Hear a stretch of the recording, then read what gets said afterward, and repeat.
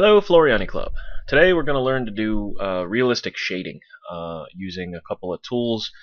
The Satin Path tool and the regular running stitch tool.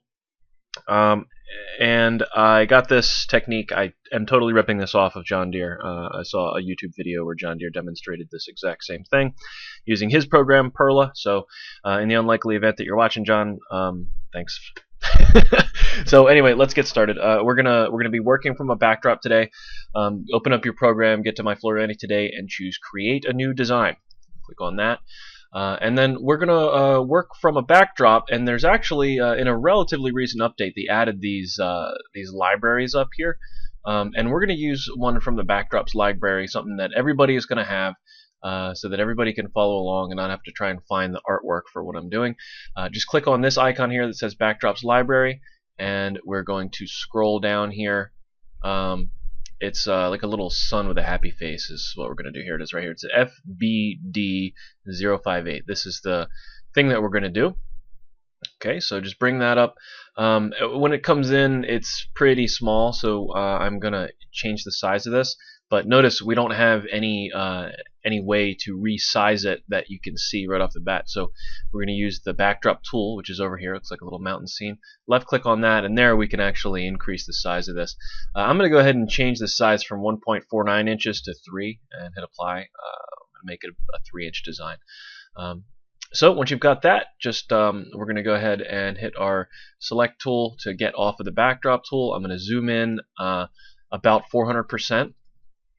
And I'm going to look at the top of the design. This is where we're going to start. So the way we're going to do this is we're going to digitize each one of these little sun, I don't know what you call those, the little pointy parts that are coming off to make it look like it's shining.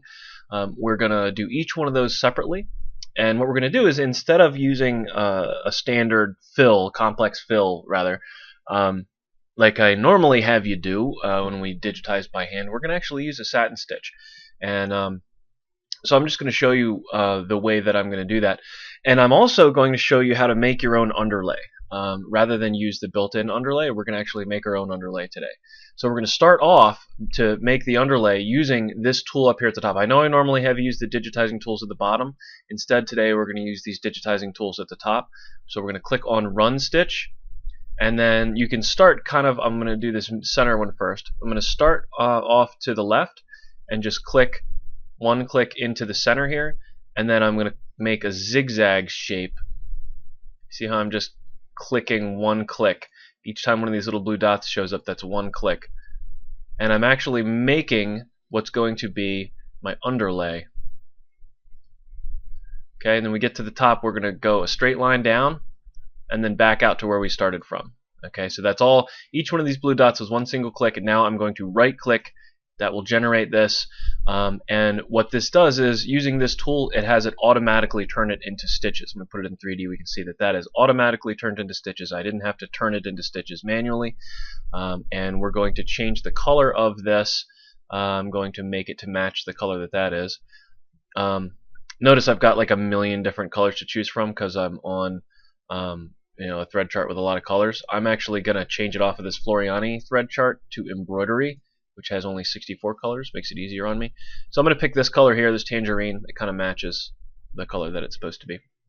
Alright, so now I've got my underlays in, and it's the color that I want it to be. We're going to go and do the next part, which is going to be the actual filled in part of this. And we're going to go up to the Satin Stitch tool. Okay, so the first was the Run Stitch, and we're going to do the Satin Stitch. Alright, so we're going to left click on that. I'm going to start right here and start tracing around the outside edge of this. And you hold down the Control key to curve. So this is making my curve for me by holding the Control key down. And then when I get down to the bottom, I'm actually going to come in like this. And then we're going to actually feather the edge down here. So just make kind of a zigzagging shape. It doesn't have to be perfect. Just make like a zigzaggy kind of shape down here, and then come up to meet the beginning. Now, what happens with this tool when I right click is it's going to automatically generate my stitches. Or it's going to not it's not going to automatically generate my stitches. It's going to automatically switch to the inclination mode where I can put in my stitch direction. So I right click my cursor has a little dot attached to it, and I can draw in the direction that I want my stitches to be. And I want them to come in like this, and like this, and like this. Okay, so let's see, we'll drag this one up a little bit. Alright, and now the next time I right click, boom, now I've right clicked again, and look, I've got a little green dot.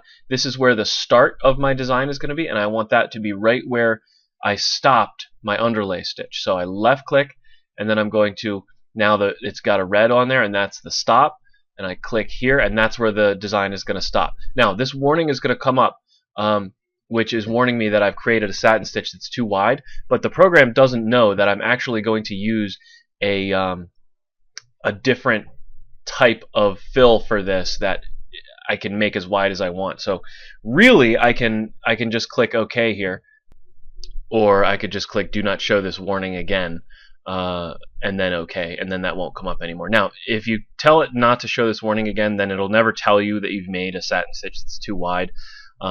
I'm going to turn it off just so that it doesn't keep yelling at me while I do this. You may want to leave it on though, in case you don't know that you can't make a satin stitch this large, and don't want to accidentally make one that's too large. But anyway, so we've done this. We've made our satin stitch, and what we're going to do is we're actually going to select it. And if you go to your select tool right now, before you do anything else, if I just hit select, it'll automatically select the last thing that I did. So I didn't have to click on this, I just hit select.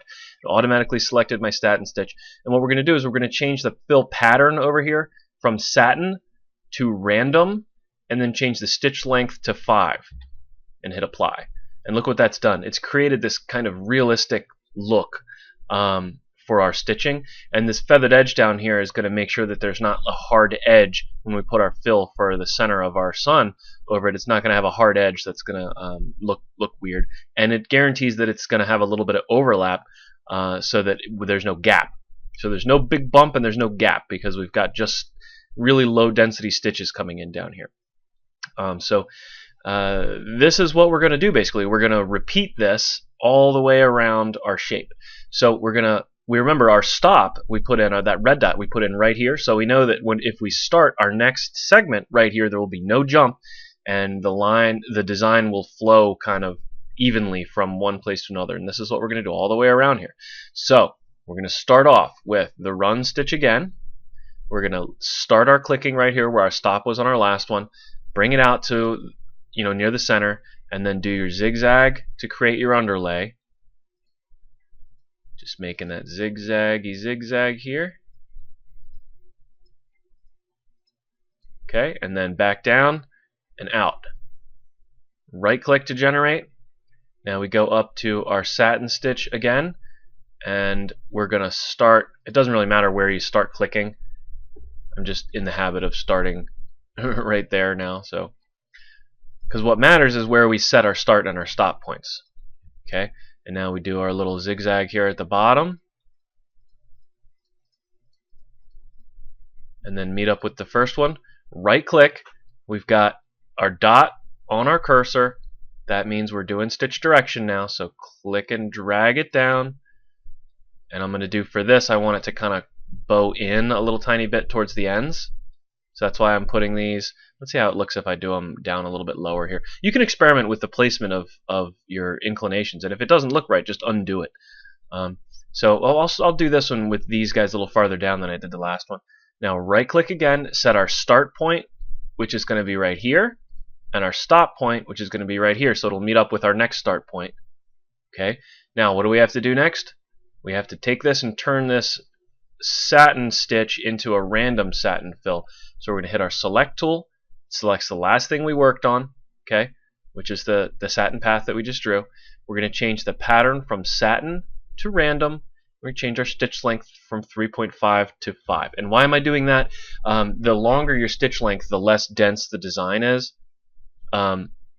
So like, see, this looks pretty nice too. I mean, really, they're not that different, but on this you can see the stitches are kind of angling in at a different angle here.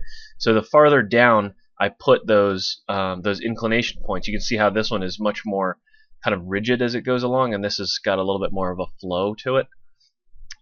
if you see what I mean.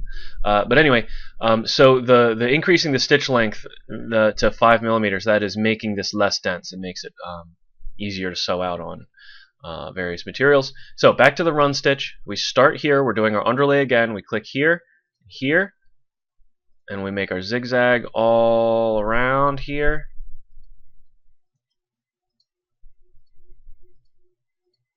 We get to the end, straight line down and back out, right click.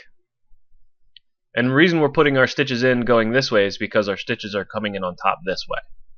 You see what I mean? Alright, so now we go back up to our satin stitch. We're going to click, click, hold down the control to curve. Go around the curve, round we go. And then we're putting in our little zigzag for our feathered edge. That's probably a little farther in than it needed to be, but that's okay. Right click, we get our inclination. Draw our first inclination line.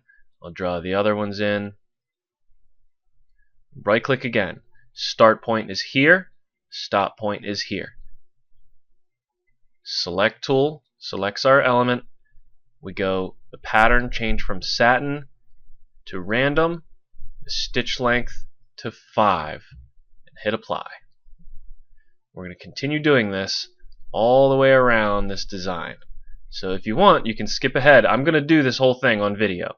Okay? So if you want, you can skip ahead a few minutes until we get to the next stage. Alright, but we're just going to click here where the stop was on the last one. Move into the center. Create our zigzag pattern. One click at a time making this. And then back down to center. Out, right click, the stitches are automatically generated. We go back to our satin stitch. We're going to trace around this. This time I didn't hold down the control key.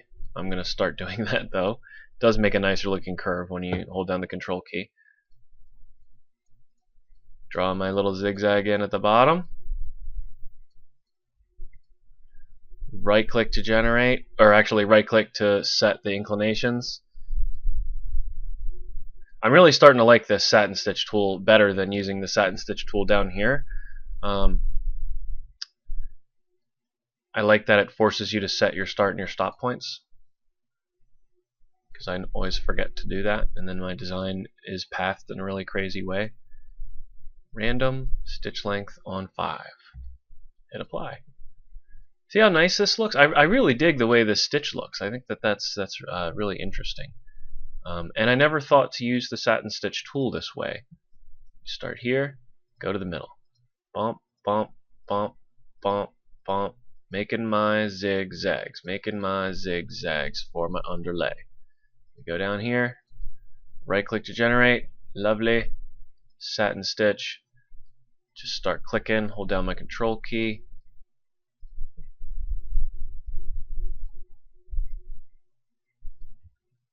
To the end.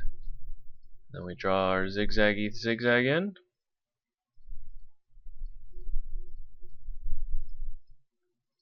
Right click, left click and drag to put in my first inclination, second, third, and that's what this is it's just telling the software what direction my stitches are going to go. So you can experiment with different places to put those and see how it looks. But that's what's making the stitches go from here to here instead of from here to here, is that inclination or stitch direction line. Random, stitch length 5 millimeters, and apply. We're almost halfway done. Run stitch. Start it here. Go to the middle. Click, click, click, click, click, click, click, click, click, click, click, click, click, click, click, click. I don't know whether it would be better to come out here for one too. I don't know. I never really make my own underlay, and literally I'm just doing what I saw John Deere doing there. In case anybody doesn't know, I've never been taught how to digitize really, so I just gotta do what I see other people doing, I guess. So that's making the underlay for that one, and then we start clicking to make around this curve here. Lovely. Make our zigzag down at the bottom.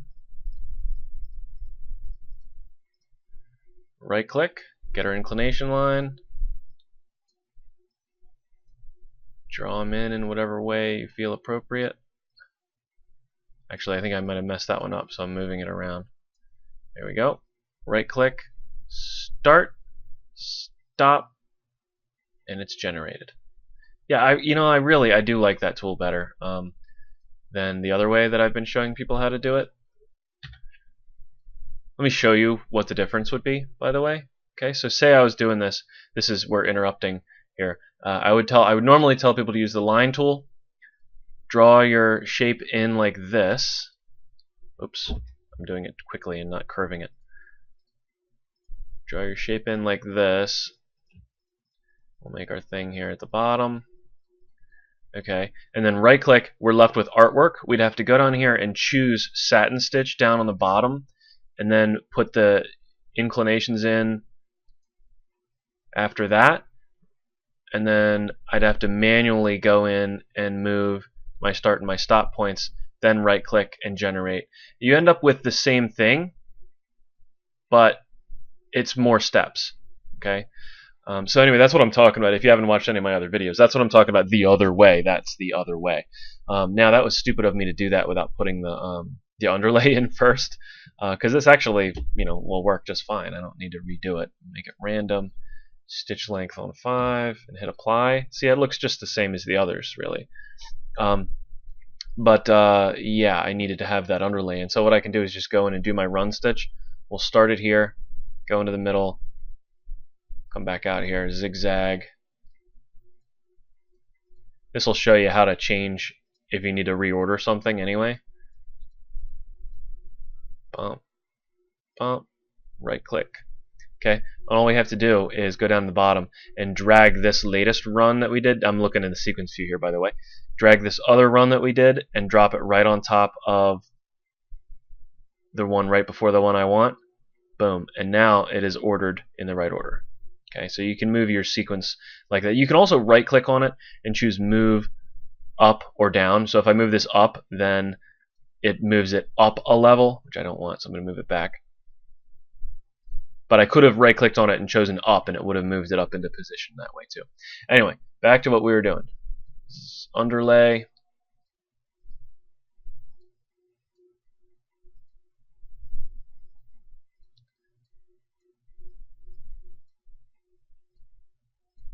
Right click, Satin Stitch,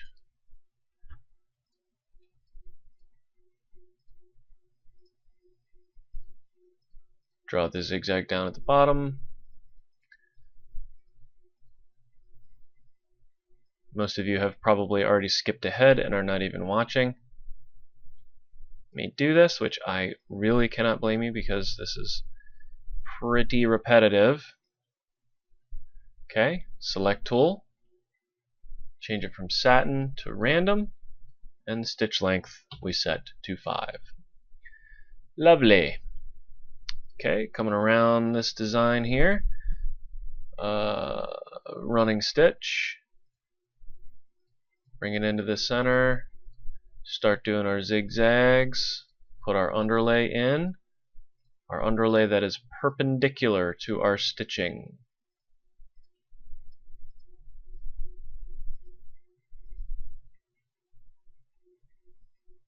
At the start I may have started a little too far over, but I should have started like right here instead of right there. If you want to fix something like that, basically what you do is you select the path in the sequence view, and you would go down to the shape tool, which is the third one down. You'd click on the shape tool, and from here I can actually move these points. Okay, so I had to move my start and my stop points out of the way, and I just moved them back. But I just moved those 2 points in, my first and my last click. I just moved them back. Now when I right click, it generates it, and now it's not so far over on my other little thingy that we're making here. What would be a flower petal if this was a flower? Maybe it is a flower. Maybe I'm wrong about it being the sun, and I'm actually digitizing a flower with a smiley face. Anything's possible. So, what was I doing? Oh yeah, we're gonna go do the satin stitch again. So we're gonna start here. Hold down your control key to curve. Go off into the yellow and do a little zigzag. That was atrocious. Set my stitch directions. Right click again, start, stop, select, pattern change to random, stitch length change to 5, and hit apply. Okay, only 3 more. Those of you clicking through to find when I finish this, you're not quite there yet.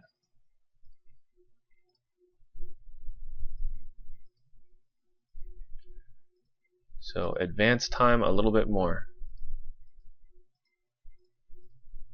Making my nice underlay.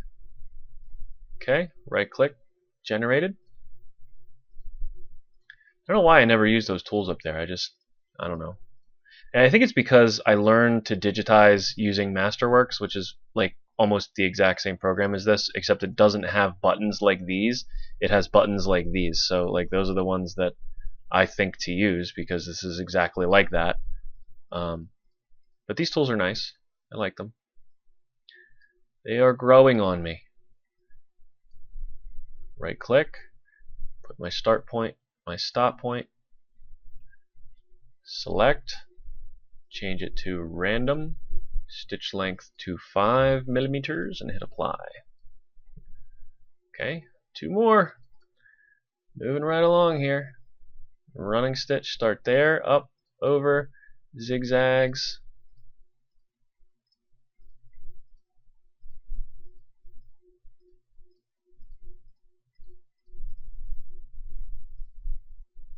Right click, satin stitch. Forgot to hold down control again. Naughty, naughty. Oh, remember, if you make a mistake like this one right here, backspace is your friend. Okay, coming down and up and down and up and down and up and down. Oh my god, I'm so glad that I'm almost done doing this part. This is very tedious. Okay, so I right clicked, put in the inclination for the first one, second, third inclination, right click, start, stop, select, change the pattern to random, stitch length to 5, hit apply. Wonderful. Alright, last one. So if you've been skipping through and you just landed, you may as well stay because I'm almost done. Making that underlay. I don't know why I made that underlay denser. Right click. There it is. Satin stitch. Trace it in. Don't forget to hold control. I always do. Forget that is. I'm getting sloppy because I'm excited to be almost done with that. Alright, right click, put in that inclination, and then that inclination, and then that inclination. Remember, you're just clicking and dragging to do that. And when you're done, you right click, put in the start, put in the stop, select tool, change it to random, and stitch length to 5, and huzzah. Zoom out a little bit. Look at that. Doesn't that look a lot cooler than a regular fill stitch? Let's see what a regular fill stitch would have looked like. So say I did, I'm just going to free draw a little doodad here. Not quite as pretty one. I don't have anything to trace off of, but let's put in a fill. Look at the difference. That is quite a difference. Even if we take this and change the stitch direction, like if I change this and set the inclination to go the same direction, it'll look a little cooler. You know? But that is just nowhere near as realistic looking, I think. So, thank you, John Deere, for showing me that tool. Alright, so that's just step one. We still have to actually add the blending part in. So what I'm going to do is I'm going to use a slightly darker color. So I'm going to use this clay brown here. I'm going to zoom in a little bit using my mouse and then use the arrow keys to pan around in the design. And I'm going to start somewhere right here in the middle, and I'm going to use, again, I'm going to use the run stitch tool, but instead of drawing this in Well, there's two ways you can do it, basically. If you have a steady enough hand, you can use the freehand drawing tool to draw this in as if you were using a pen, or you can stick with using the straight line. So let's start out. If you're doing it with the straight line, you're just going to start left clicking, and let me back up a little bit. Kind of like what you want to do is follow the direction of the stitches. You see what I mean? I'm actually following along with the direction of the stitches. And doing it with the straight line tool, you end up with kind of a more robotic look, I think. Backspace here. Where it looks very precise and orderly.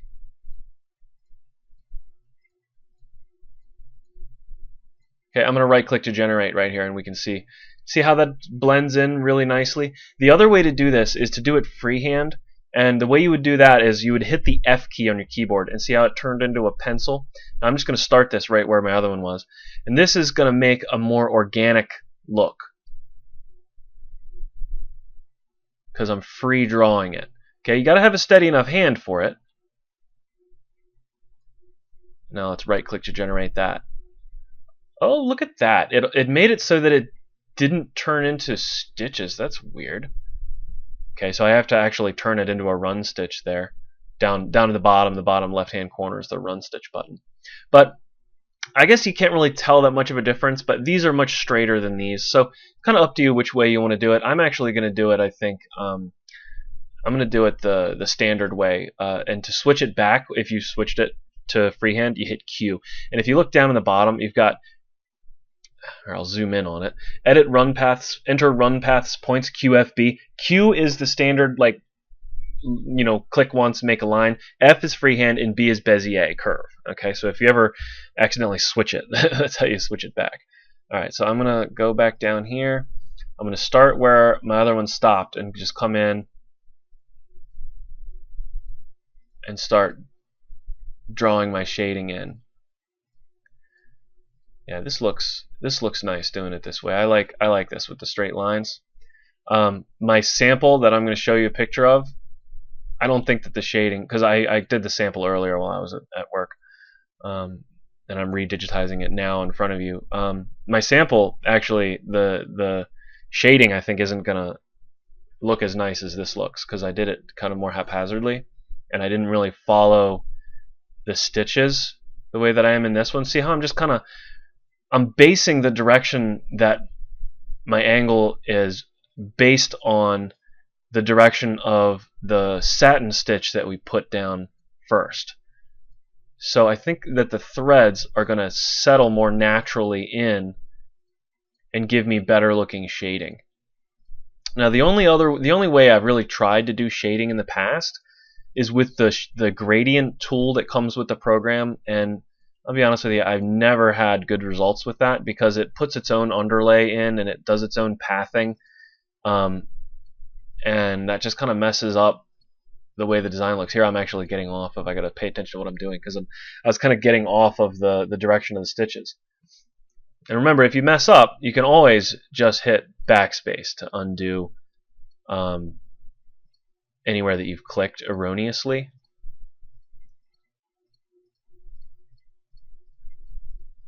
Okay, come into the middle here and start putting my stitches radiating out.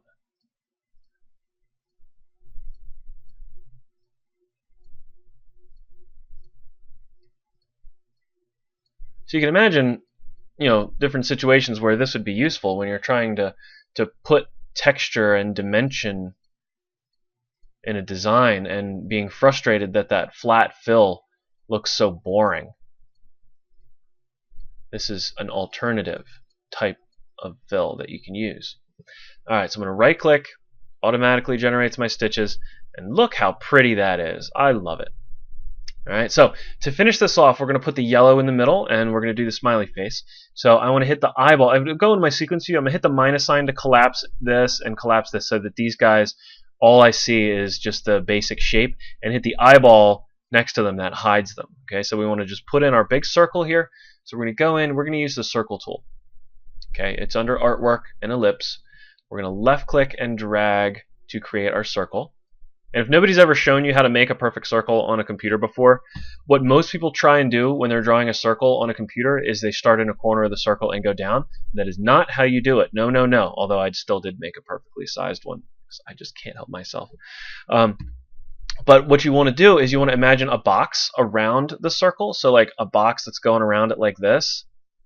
Okay, and then you start at the top left corner of the box that is around the circle. Okay, see how perfect that was?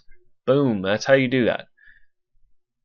Now, of course, as I say that, I notice that it's not quite perfect and fix it. But anyway, all right, so we've got this. We're going to make it in a nice bright yellow, and we're going to apply a complex fill to it. Down here at the bottom, we're going to choose this. It's called Standard Fill. We're going to left-click on that, and boom, there it goes.